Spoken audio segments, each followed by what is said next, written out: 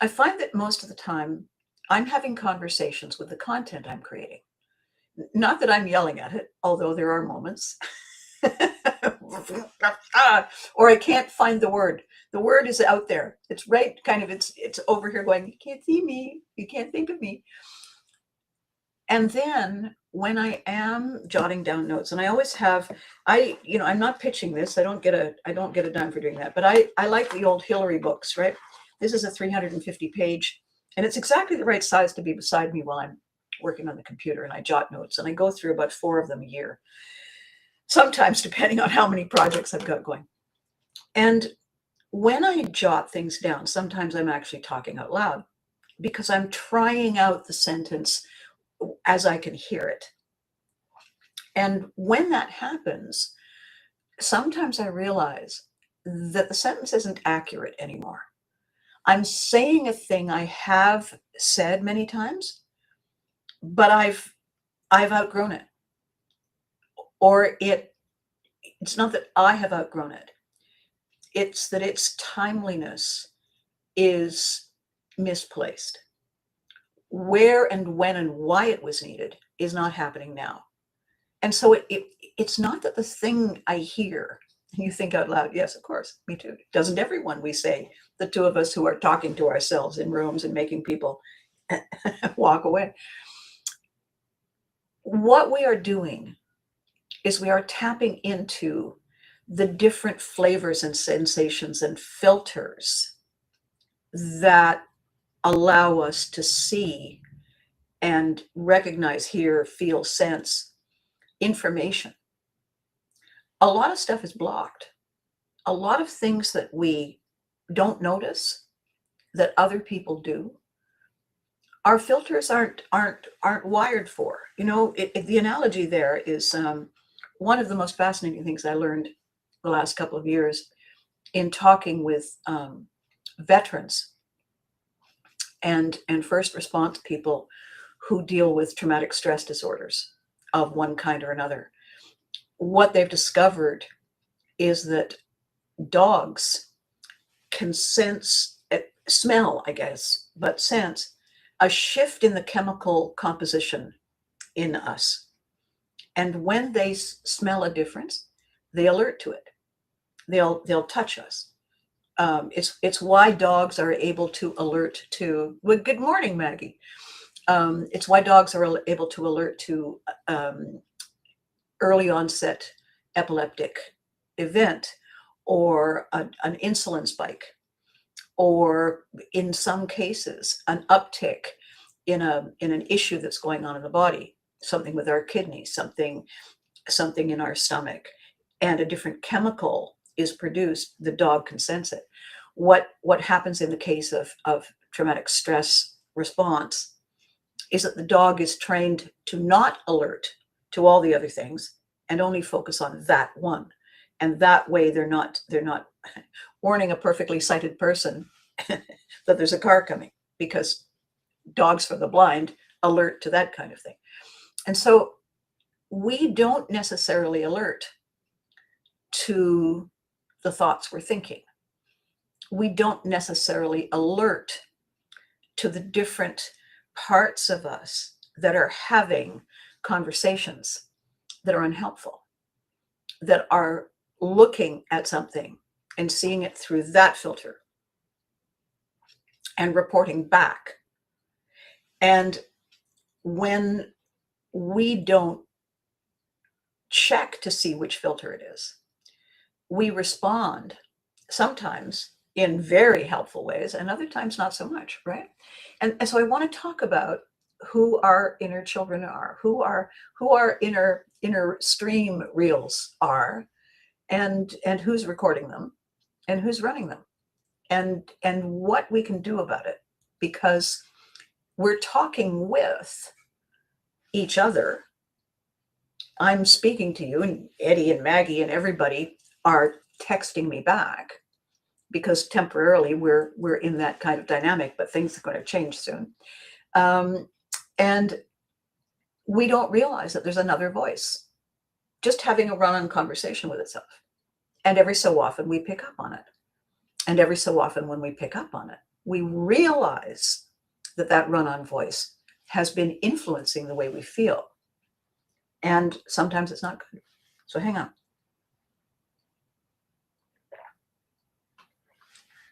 So this was the note I wrote this morning. And I wanted to make sure I said it, because sometimes I get done and I think, oh, I was going to say that. So it's a blink moment, right? How often our inner loop tape is the really big voice in the room, and how many times we catch ourselves, or someone else does, having those chats when we're not alone. I have spoken to myself out loud. I do it often here. I say, what on earth are you doing? And how we never seem to notice that we're not liking our tone. We hear a negative thing. We hear it repeated. If we heard it from somebody else, we would say, hey, who do you think you are? Or we would walk away and think, well, they're not getting a Christmas card this year. But we don't do that when we do it, when we say it. Why not? If we don't like the tone, right? And so what I want to do today is talk about how we correct that. That's why a guest would have actually been a couple of people. It would have been very busy in here, because we don't just have one inner voice.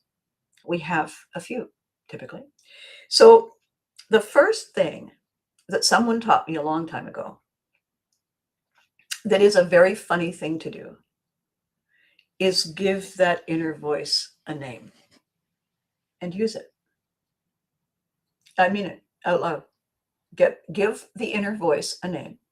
And when you hear it have an opinion, you can say, well, thank you very much, Edna. We'll table that for now. Now, mind you, if you're in a room with people or you're walking down a hall, somebody's going to say, who's Edna? And so we need to be ready for that. We need to be ready to say, oh, it's an annoying friend of mine. Oh, are you on the phone? Yeah. It's a really long distance call. Sorry. So step one, name the inner voice, right?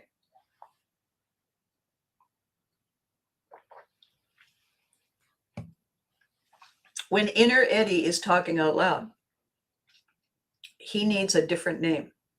He needs a nickname. He needs some term of endearment that gives you the power to put him in his place when it isn't called for. We are the ones driving the bus. I was watching a motivational speaker many years ago, almost before motivational speaker was a thing. And he was talking about the turnaround points in his life. And he was very big on the inner child. And I really enjoyed his conversation, because I've had lifelong conversations with my inner child. Quite often, my inner child and I were the only ones in the building. So who are you going to talk to? And he said the funniest thing happened to him. He had landed an incredibly lucrative speaking contract, a tour. And, he'd worked hard. It wasn't like it was a gift from the gods. And he was proud of the work he'd done that got him to that place. And he said, I think to my dying day, I will always feel and hear and see and smell with complete clarity how it felt the day I walked into a car showroom and bought myself my dream car because of that first check I received. And when I took delivery of that car, when I showed up the day to pick it up and drive it away, and it was a red car and it was a convertible, and it was such a cliche that everybody knows the hidden why. He said, I was driving home and I was thinking to myself, I would give anything to be able to drive this car and show it to my inner child.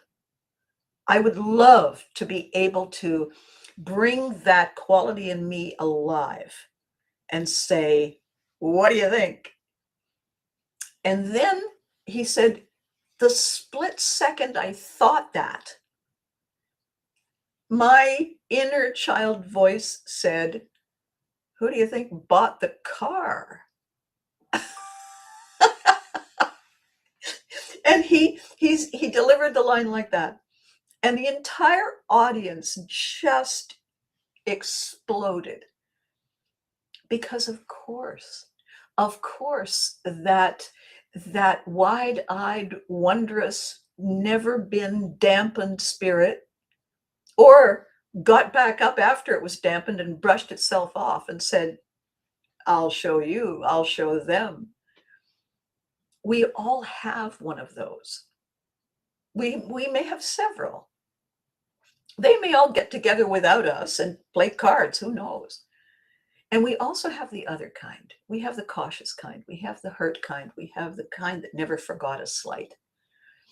And we have all those conversations at various points in time that come back to us, that are pulled out of our memory when we are on the threshold of something we have experienced before.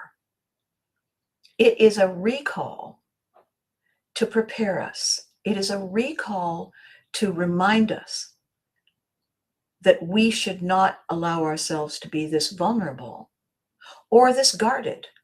Either way, whichever way it's going. We have all these mechanisms in place that their job is to protect us. Sometimes they get it wrong. You know, the very primitive survivor brain, who is subconscious, not talking, is constantly and forever in the present tense. Constantly and forever, it is wired as its ancient original self. We are there. We are in that cave. We belong to one tribe. There is one thread outside. There is one alpha authority inside. Our job is to stay safe.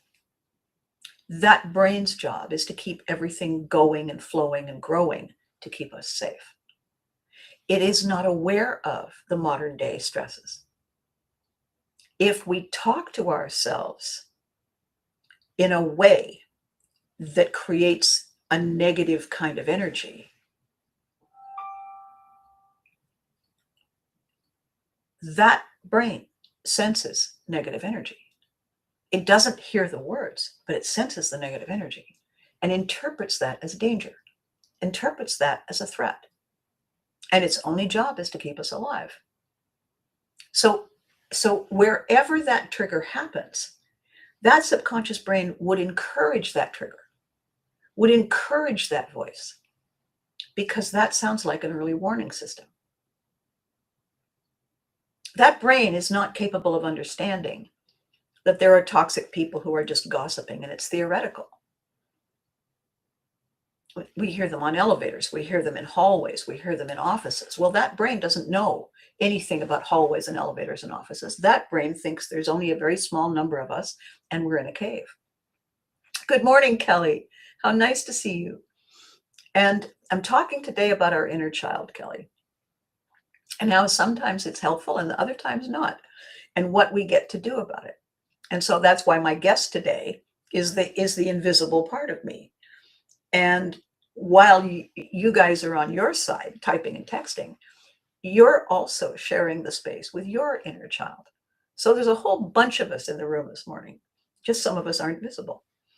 So that first motivational speaker was hilarious.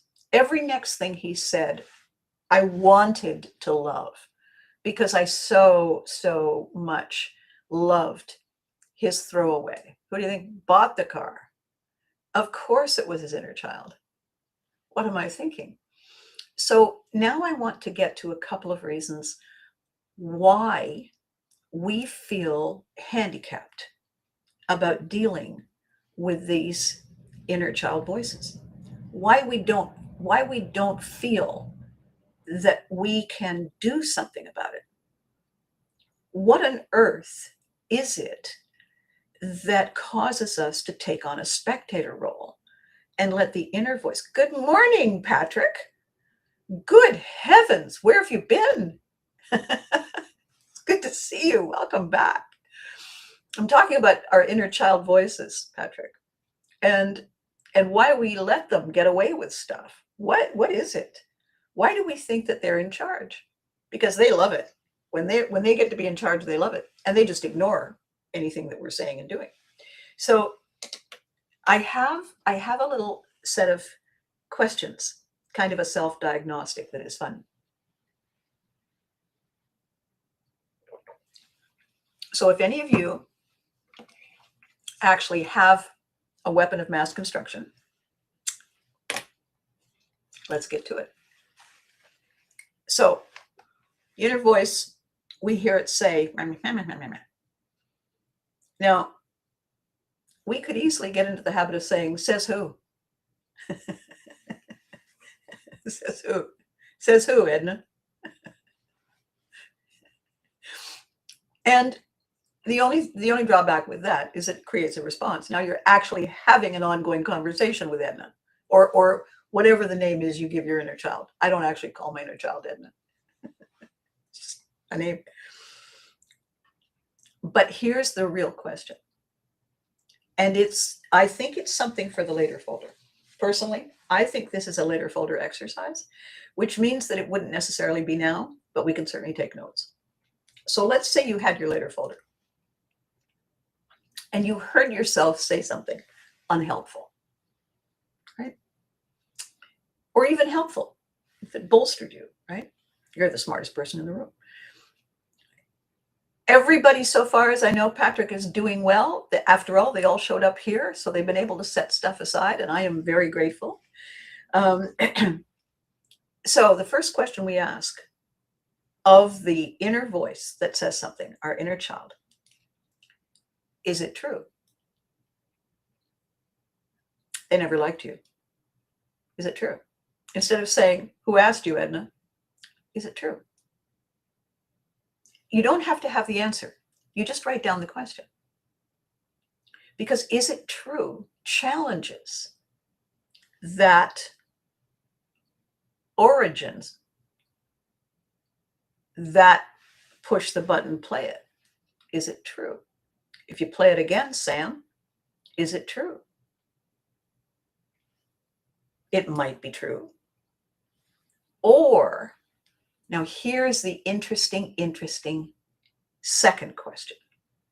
Just pause for a second. So, inner voice says something that's unhelpful. Instead of challenging it, write down, is it true? Don't weigh in. Next question. Or does it need to be true? What?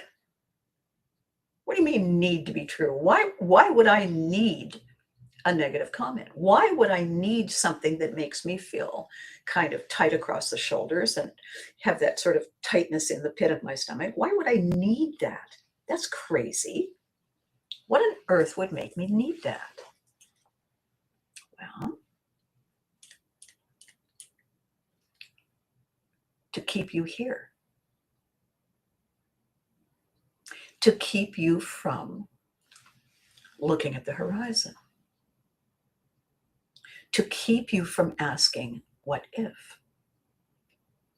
Why would my brain want to do that? Why would my inner child want to do that?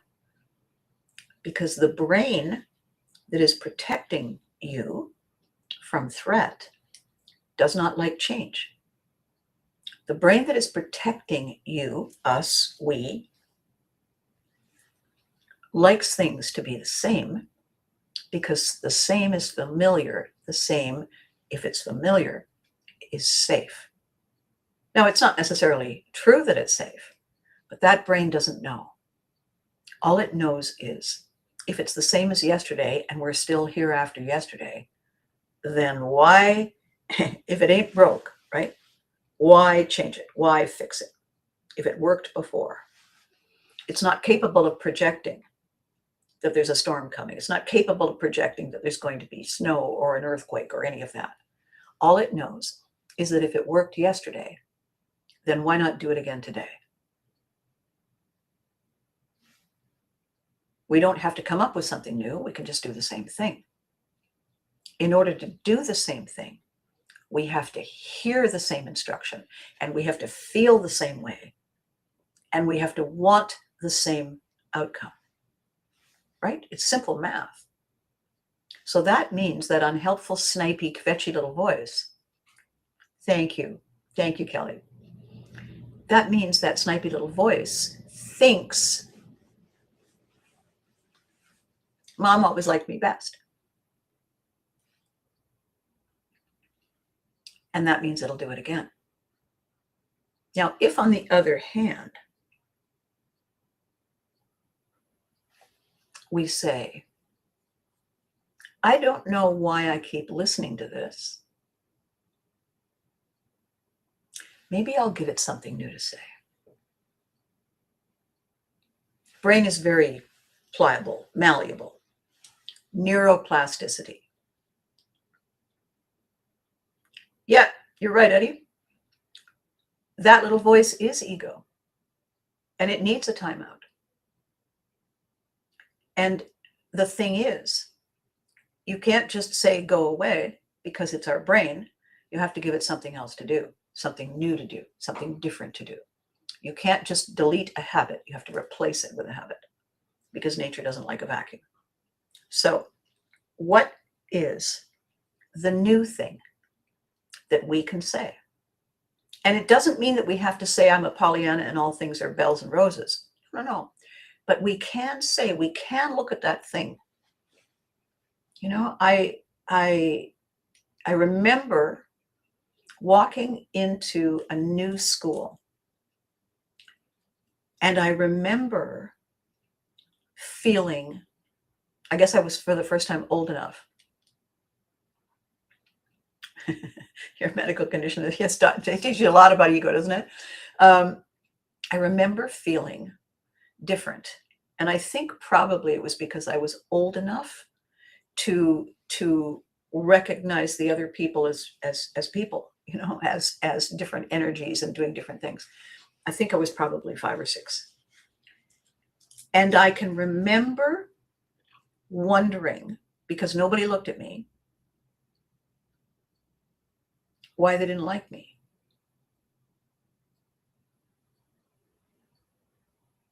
And I carried that with me for a long time. And then one day I was having a conversation with my brilliant, beautiful client, the therapist. She's my client. Speaking of ego, I helped her navigate her first book. And I said, what was that? What was that I was dealing with? And she laughed and she said, oh, Abby, it was first day of school, wasn't it? And I said, probably. And she said, well, the reason they weren't looking at you, probably, is because they didn't know where their classroom was or their locker was. And they were scared and they were nervous and they were disorganized and disoriented, and they hadn't found the dominant alpha energy in the group yet. So they're all just milling around and standing still and doing whatever they do, whatever all animals do, until they feel safe. And I said, oh. And she said, I know. And she said, you lived a lot of your life in isolation. And it's not that I lived in a cave, but I was an only child. And my dad was military. We traveled a lot. Most of the time in my memory, there were 3 people in my everyday orbit. And the 3 people were me and my mother and my father. So if I walk into a room and there's 5 people or 10 people or 30 people, and they're all not looking this way, it really does feel like there is some kind of invisible wall. But when she said they didn't know what they were doing, they didn't know what to do, she said, when did you realize that some of them were looking at you? And I said, I don't remember. And she said, no, because that gradual assimilation, that getting connected to people, wasn't scary. But walking into a new space with no map, no compass, no idea,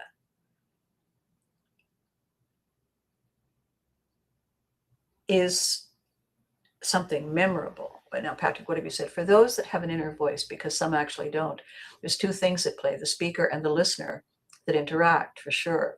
The trick is to balance whether they're separate entities or our center of being, both important, dangerous, yet vital in a holistic way. Well, Patrick, how beautiful is that? Now, when, when you step off a bus into a puddle and your inner voice says, uh,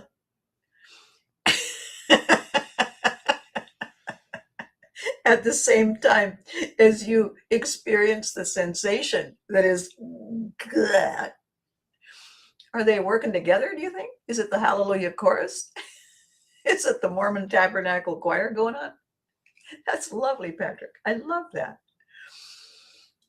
If the center of our being is separate facets, Patrick, how kind of you to do the segue for me. We have so many different elements in our personalities. We have so many different experiences that have shaped different parts of us, have shaped who we are and how we respond.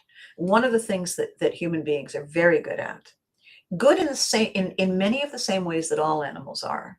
However, we have extra layers and extra tools that we bring to the table, is that we can mirror other entities, other people, other situations, other humans, other animals. We can adopt, adapt, and apply in order to blend with, in order to merge, in order to qualify.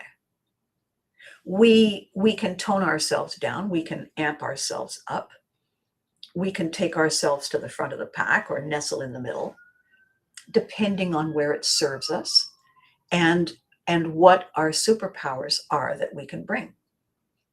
And the fact that we have all those different facets, think of a rose-cut diamond, all the different facets. You know, if the diamond is slowly turning, the light hits each facet, you get these little sparkles coming off. We actually get to see the different layers of who we are and what we bring. And sometimes those layers say nothing, they just are.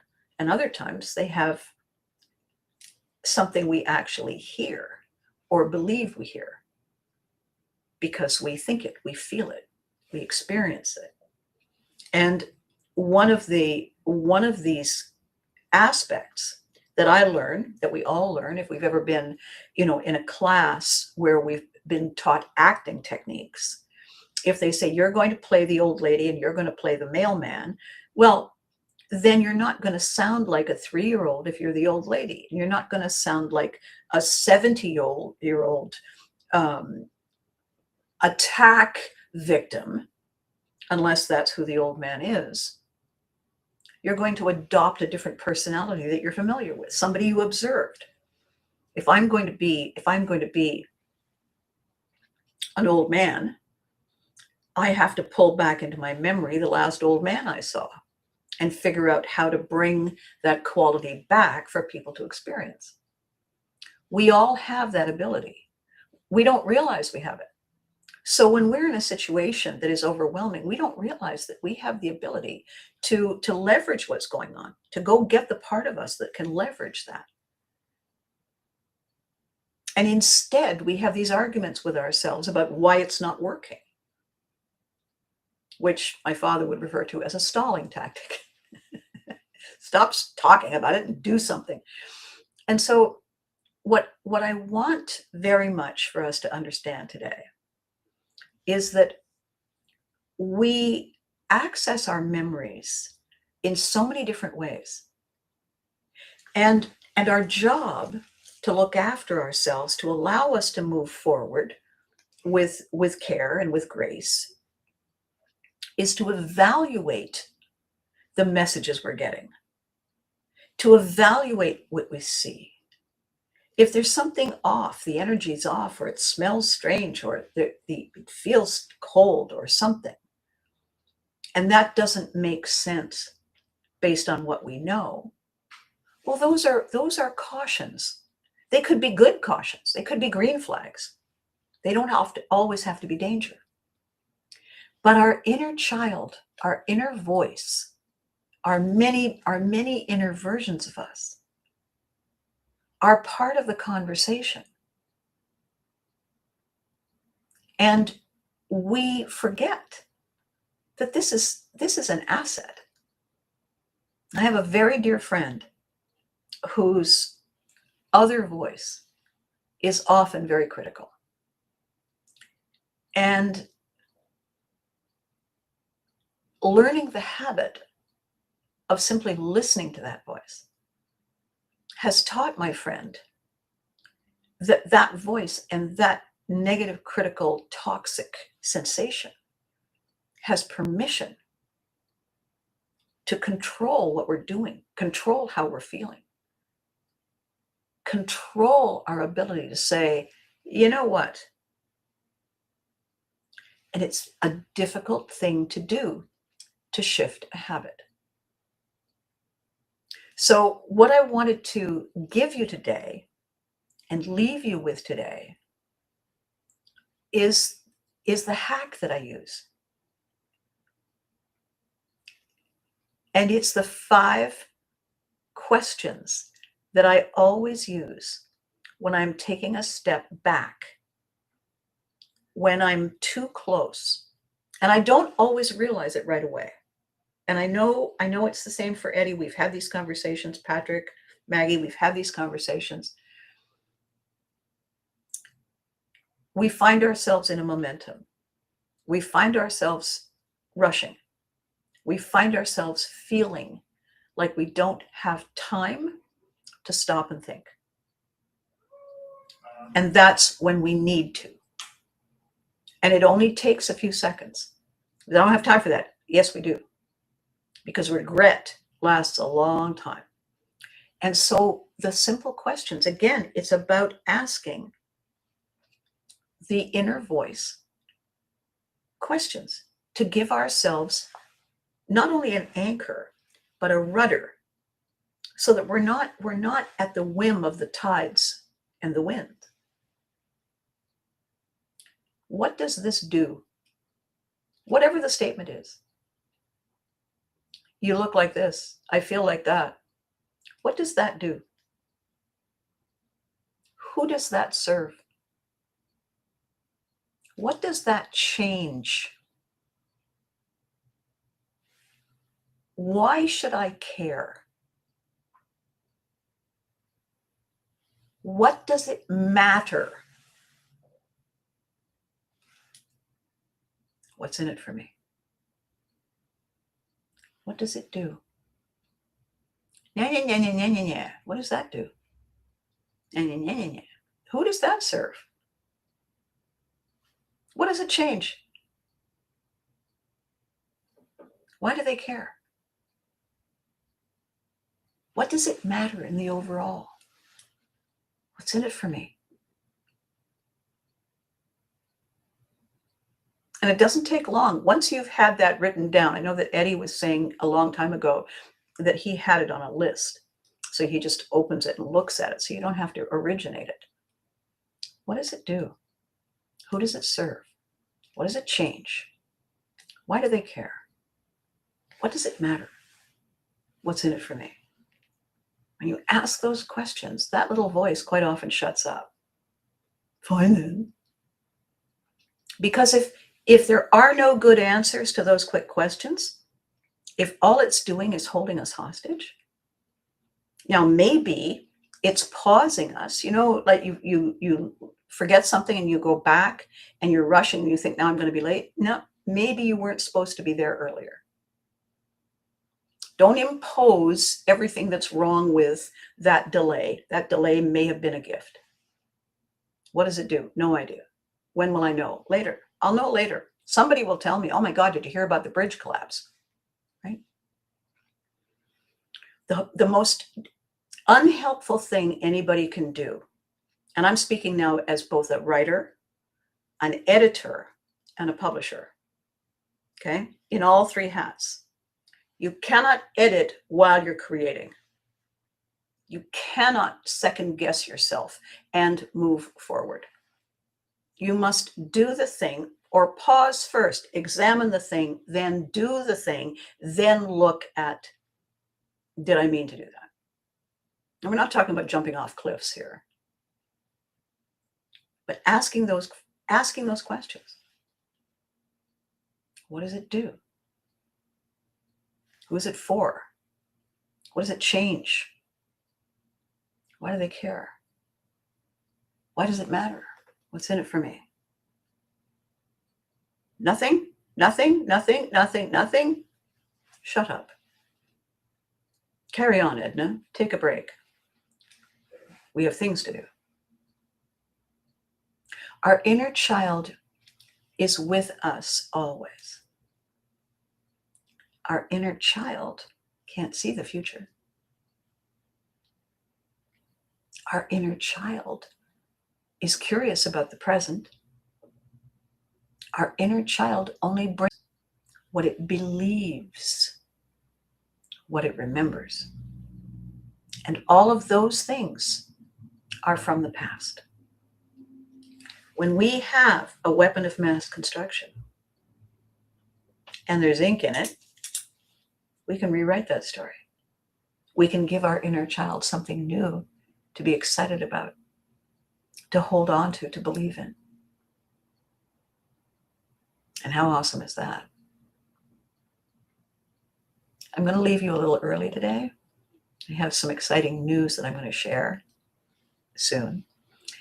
And I want to let you know that this evening, 7 p.m. Abbey, New York time, Susan is going to be back. We're going to be talking about the the crazy road of the entrepreneur. And by the way, the hidden thing is that we're all entrepreneurs. We are all solopreneurs of our lives, and how many hats we end up wearing. And she became an entrepreneur through the process of my coaching her. And so she is late to the party, and every day there is something nice looking, isn't it fabulous? So you heard that the other day. I got stalled leaving for work, then went another direction, found out when I got to work that there was a nasty accident on the road. You see, Eddie has just lived it. So we all go through these things. And what is so important is in that moment when you hear it, when you hear the outcome, the what might have been, it's really important to take a moment and just say, thanks, universe. I owe you one. Because it brings joy. It brings relief. It brings, alrighty then. And we can all use a double helping of that.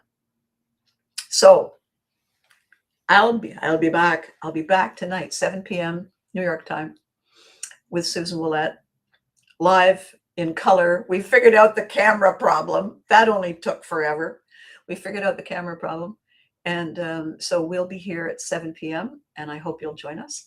And then I will be back, of course, tomorrow with another interesting installment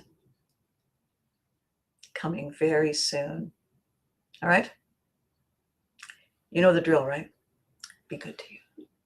You deserve it. And remember to hug your loved ones. They deserve it too. And tell your inner child that they are loved, that they matter, and life would not be the same without them, because they need hugs too. Thank you for watching. Thank you for listening. And thank you for sharing. Without you, this is a rehearsal. and okay, we all need rehearsals, but really,